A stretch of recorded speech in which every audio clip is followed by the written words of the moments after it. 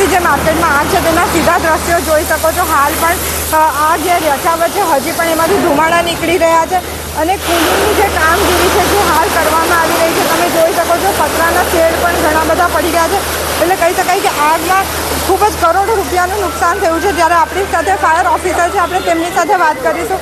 જી sir, આગ વિશે શું કહેશો? કઈ રીતની પરિસ્થિતિ હાલમાં છે? હાલમાં કુલિંગની કામગીરી ચાલુ છે અને 4th ફ્લોરની ઉપર અમુક દુકાનોની અંદર જે આગ છે જે બુઝાવવાની કામગીરી ચાલુ છે। હજી કેટલી દુકાનો આગની ઝપેટમાં છે કે આગ કાબૂમાં આવી ગઈ છે? હાલમાં પૂર્વ સાઈડની દિશાઓમાં છે 5-6 દુકાનો અને ચોથા મારે દુકાનો છે। કેટલા સમયમાં આગ કાબૂમાં આવવાની ગણતરી છે? હાલમાં ફાયર બ્રિગેડની કામગીરી ચાલુ છે, કુલિંગ કરવાની અને આગ બુઝાવવાની કામગીરી ચાલુ છે। સમય નક્કી નહીં કહી શકાય। અને ઉપરના એરિયા કન્જેસ્ટેડ હતો એવું પણ જાણવા મળ્યું છે, ઉપરના ખડને ફોડ બરાબર છે। મારિયાઓ બનાવેલા હતા અને બધો માલ ગેલેરીની અંદર મૂકવામાં આવેલો હતો, જેના કારણે ઘણી તકલીફ પડી છે અને બહારના ભાગેની પર જે વેન્ટિલેશનની સુવિધા છે તે જગ્યા ઉપર લોખંડની ગ્રીલ ફિટ કરી દેવામાં આવી છે, જેના કારણે તકલીફો પડી છે। તો એનઓસી કઈ રીતે આપવામાં આવેલું હતું સર?